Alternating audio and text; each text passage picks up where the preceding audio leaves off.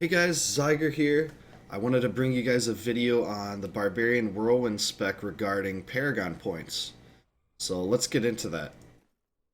Alright, so a lot of people have asked me where do I spend my Paragon points, what do I prioritize in each category, and I'd like to go into that because it's something that a lot of people want to know. So in this case, you always want to prioritize 25% movement speed. No, pretty much no matter what spec you're doing, but I don't have movement speed on any of my items, specifically my boots. So I will be putting 25% movement speed in as a very first priority, number one priority. After that, maximum fury. Now, maximum fury would not be good for every single build, but in this one it is because we are running abilities to generate health globes and to gain resources via the Reaper's Wraps. Therefore, sometimes you'll be able to bust up to maximum fury or higher than the normal threshold would be. So this is really useful because it really gets the most out of your fury. Some builds, like I said, would not be using this, but this one does because you're going to be needing to manage your fury, and it's harder to manage fury when you don't get the most out of it. So this is good. Then I just simply put the rest into strength.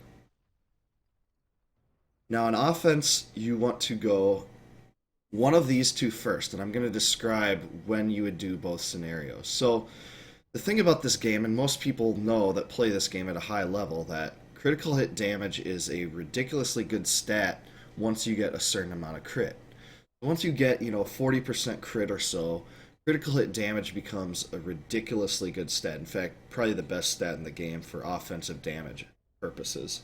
So, if you have no crit hit chance really, this would be a better one to prioritize. But let's say you put together a suit and you have, like 35% to 40% crit anyways, then you'd want to go to crit hit damage first.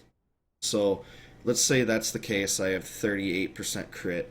Then I go crit hit damage first, pour everything into that. That maximizes your damage more. Then you'll want to go this. Just because the way the game works, the crit hit chance modifier is extremely important, and you really need to maintain a decent amount of crit to do a lot of damage. Alright, now these two are debatable, and it depends on the situation. Both of these are important to an extent with this build, but there's times where you would want to go either as a third priority. In my case, I'm dumping everything into cooldown right now. Cooldown is not especially amazing with this spec the way I play it because I play 6-piece waste set and 4-piece Immortal King set, which gives me the 4-piece bonus on Immortal Kings, which allows me to reduce the cooldown of Wrath of Berserker and Call the Ancients by 3 seconds every 10 Fury I spend. So what that essentially doing is you're not needing as much cooldown as you would in other builds because you're getting the Ancients and Berserker back quickly. However, that it's still useful to an extent because you actually have to spend the Fury to get them to come back 100%. So if I'm to maintain 100% Wrath of the Berserker uptime, I have to spend a lot of Fury. I sometimes have to rend a little bit to get it to come back, and cooldown reduction allows it to come back earlier. Now, attack speed. Attack speed's actually good with this build because it affects the damage of Whirlwind. And there's certain attack speed breakpoints that allow you to do more damage. I plan to investigate that issue in a future patch, or a future video. But for the purposes here today, I'm going to take cooldown. There's times where I think you would want to take attack speed, and I'm going to kind of have to do a little bit more studying on that to determine when the best time to do that is. But it's usually pretty safe to go the route that I'm. Now, defense. All right, so I like to go resist all first and then armor. But with this build, I like to use all diamond gems to really increase the survivability. So if you have a lot of all resist, you might actually want to go armor first. I still prefer all resist first to max. I would go all resist and then all armor. Since I have a lot of health on my pieces, I don't go life until after that. So after that, take all your life. When I do that, I'm up to right now 770,000, and I just dropped all of my bit on my boulder breaker. So, you have a lot of life with this spec if you spec it right. Put this back. Whatever. So, and then utility.